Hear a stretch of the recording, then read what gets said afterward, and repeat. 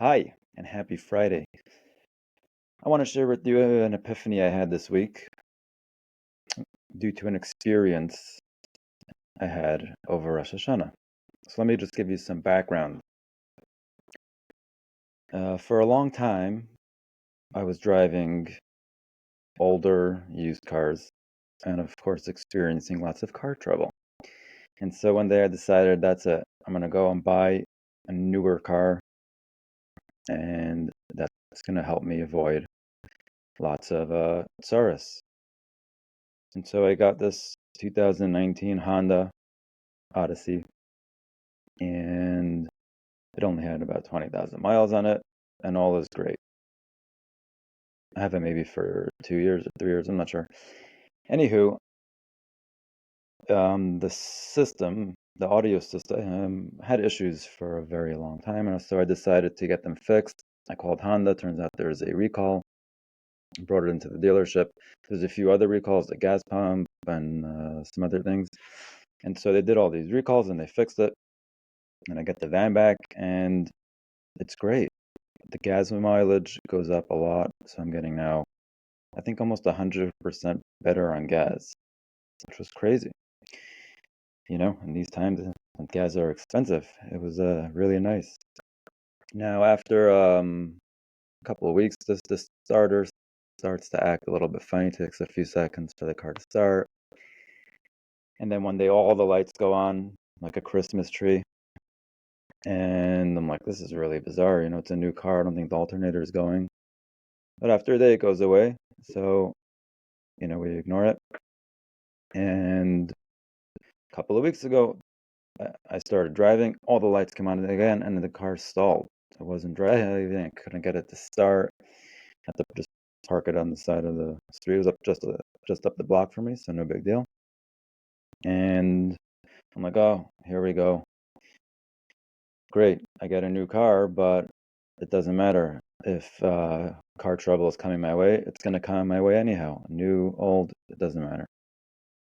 And I call the dealer, and they say, okay, we'll check it out, but if it's not our fault, then you're going to have to pay for the repairs. It's past its warranty. Um, and so, okay, I bring it in, they check it, and they say, great, the car, it's our fault. They fix whatever needed to be fixed. And I got my oil change done there. And they also tell me it needs a rotation, and I say, sure, if you can throw it in there on the house, I'll take the rotation. And they do that, and I say, wow, this feels like a great big hug. Very nice. And I get the car back. A week and a half later is Rosh Hashanah. We drive up to Rochester, and to make a long story short, over Yom Tov, the car gets stolen, gone. And here's where things start to take an interesting turn, because on the one hand, I've been spending the last couple of months, or maybe even years, or maybe my whole life, I'm not sure, trying to find my faith in God, and to just take situations with ease as they come. But here I'm sitting, on the one hand, I don't really care. I'm like, I almost like knew the car was going to go. I just had this feeling. And, I'm just like, whatever. Clearly we weren't supposed to drive home in this van for whatever reason. It doesn't matter to me. But I wasn't supposed to drive home, and I'm supposed to drive home in a rental. Because how do I know that? Because the car is gone. I mean, it's as simple as that. I can't fight with that. That's just the facts on the ground. There's no car, and so I'm not supposed to drive home in this car. And I'm like, I don't really care, whatever. On the other hand, I'm like, is that even normal? Like, you don't care? Like, the car's gone. We had a couple of stuff in it that, were maybe a little, not crazy expensive, but, AirPods and purse and some other stuff that were kind of precious, besides for the car itself that I liked. I'm like, is this normal? A normal reaction to just, I don't care? But it didn't take long, and the next day I felt like, hey, I really do care. Like, what's going on here? I'm losing, my car's lost. It feels like everything's being just pulled away from me. Like, what's the lesson here? To just let go? Like, I let go. Okay, I let go. As I let go, you're taking more from me. Speaking God, like, I surrender, I'll roll along, do whatever you need to do. And all of a sudden things start seemingly taking a worse turn. And I realized I was actually pretty sad about it. And I started to get anxiety of like, what's going to happen now? I'm going to get, okay, fine, insurance will give me money, but I don't know how much money they're going to give me. And then if if it's not enough to buy a new car, I'm buying now a used car. And I don't know where am I going to even find one, and our price is up, down, all the thoughts start coming on. And I was getting really anxious about it. And since I know a little bit about this stuff, I knew that if there's anxiety, then clearly there are some trapped emotions, and the ego is trying to suppress things and take over, and so it becomes pretty uncomfortable. I'm holding on to something that needs to go. And but I was confused a little bit because here I am trying to just have faith, faith, faith, faith. It's all good. It's all for the best. It's fine. It doesn't matter. But on the other hand, I'm feeling pretty sad, and I couldn't infuse the two situations. And I realized it's time to be sad. The car's gone. It doesn't feel good. It's bothering me, and I'm going to let it bother me to the point of even crying it out. Yeah, tears. And after that, the emotion was released, and the calm returned. I returned. I realized that I was running way off into the future when I didn't have to. It was fear, a lot of fear. And so this is my epiphany. It's two parts. Number one, the simple part. Faith is not a contradiction to emotions and to feelings. On the contrary, because I believe in God, and I know that everything happens for a reason, so when something happens and it demands a certain emotion, I don't shut off that emotion. I allow myself to experience it. I'll just use this story, for example. When a car gets stolen from someone, or any property gets stolen or taken away, for sure, something much greater than that gets taken away from someone, God forbid, it's a loss. And it hurts. Okay, it can bring up different emotions, perhaps sadness, or anger, grief, whatever comes up needs to be felt. That's why this event happened, and the cause of that event is an emotion. Emotions don't just come out of nowhere. I'm not just sad because today I woke up sad. There's always going to be a cause, and then there's going to be an effect. The effect of certain causes are emotions. So if there's loss, that is the cause. The effect are going to be emotions, which can be sadness. If something good happens, usually the effect of that is a happy emotion, or what we might call good emotions without the label good or bad. They're just emotions, right? So like when the car dealer told me, oh, we'll give you that free rotation, I was like, wow, this feels like a hug. I'm happy. And I allow myself to be happy. When the car gets taken away, I said, this is a huge hug. But I wasn't allowing myself to feel sad. I'm like, oh, let me just be more, like I should be more happy. No, it's also a hug. It's all from God, and it's all great. But the effects of a car being stolen are different than the effects of a free tire rotation. One brings up feelings that feel happy, one brings up feelings that feel sad. They all need to be felt and released. I don't hold on to the happiness for the rest of my life. I got a tire rotation. Oh, like, no, I felt great in the moment. Great. Does my body well. And it's released. The same thing with the sadness. But I was suppressing that sadness with the argument of like, oh, I'm having faith. This is faith. I don't have to be sad because God's going to help me, and it's all great. And by doing that, I suppressed my sad emotion, which led to the ego taking over and protecting and finding all these reasoning, eventually leading to anxiety of what's going to be in the future. And even a little bit of like, what would have happened if I would have locked the doors, or if the key wasn't in the car, and like trying to like play it out, but the car had to go. So there's no need to like rationalize it. There's also no need to run off into the future of like, what am I going to do now? And because right now I actually have a car. I have a rental. And when if I get a payout for the car, then I don't know, I need to go buy a new one, or whatever will have to happen will happen. But right now, I'm actually just feeling sad about it, and I need to release that emotion.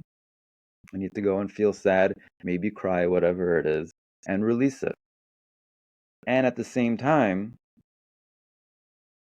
I can hold on. I have faith, like this had to happen, and I have to feel sad. It's not a contradiction. This is exactly actually what it's maybe teaching me. Like, hey, when something gets lost, feel sad. That doesn't mean you don't believe in God. In in Laskil Chabina and Tanya, when it says over there about someone that is suffering from what Hashem is doing to him, is like the worst thing. And then some people say that's speaking only to a tzaddik or whatever. We're talking there about suffering. Suffering is different than feeling pain. If you lose something, it is appropriate to feel pain. If you get hit over the head with the baseball bat and say, "Oh, I have faith," you're delusional. Like I mean, you can have faith, but your head hurts, so feel the pain. If you lose something, you feel pain. Suffering is completely different. That means I start to go into ego mode and to try to take control of the situation so I don't feel my pain.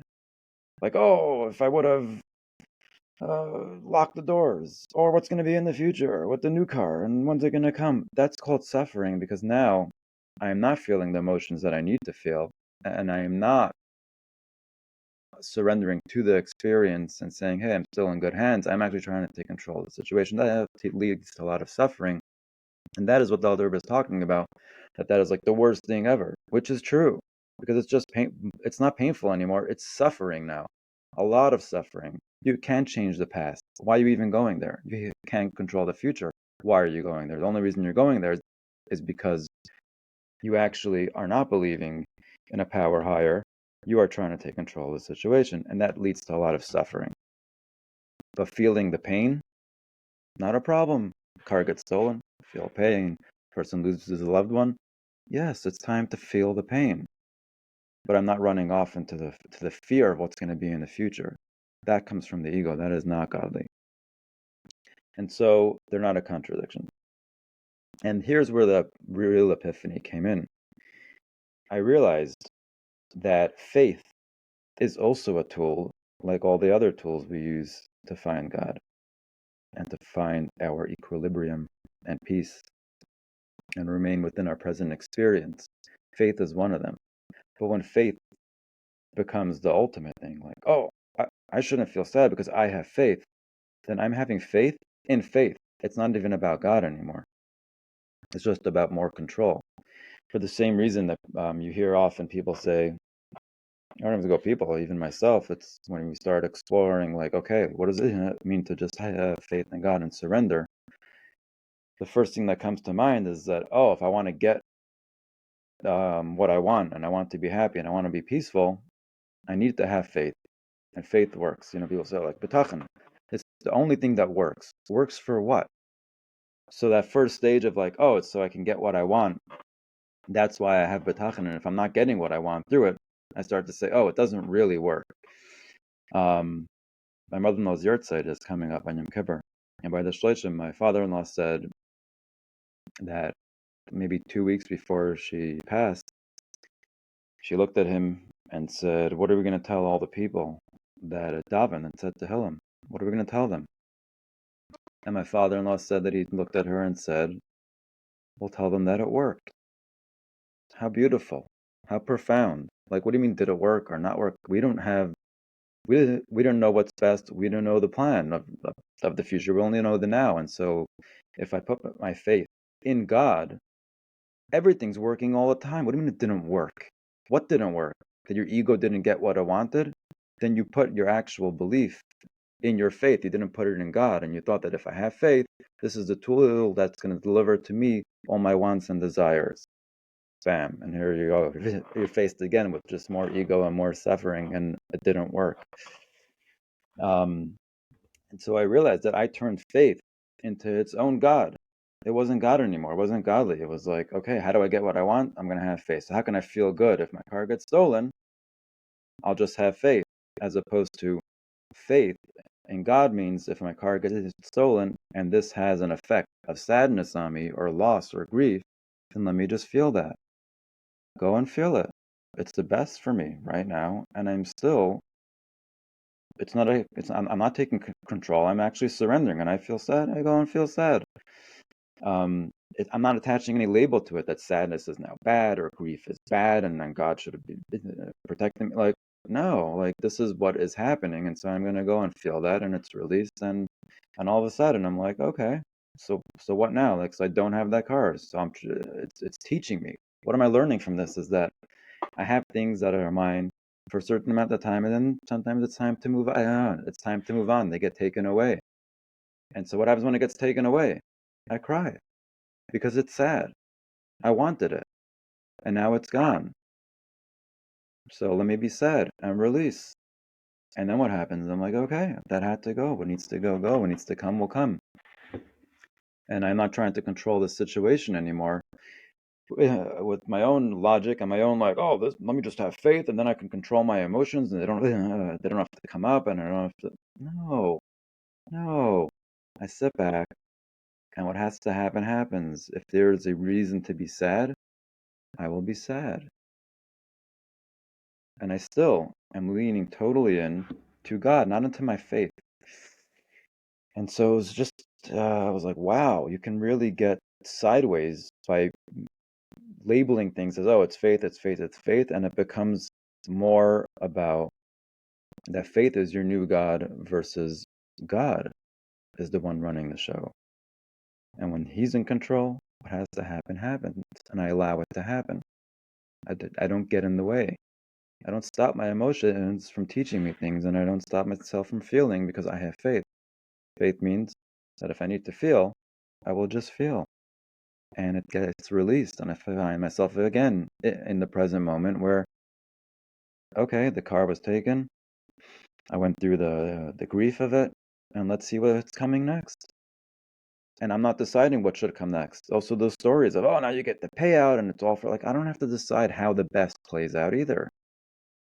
It's always for the best, however it's going to play out. And that was just truly inspirational for me. And so I share it with you. And I hope you can learn from that. And I would have loved to have this podcast and conversation with someone. So if you want to talk and have a conversation, please reach out. But for now, I think that was all. Yeah, so I'm checking out. Good luck with everything. Thanks for listening.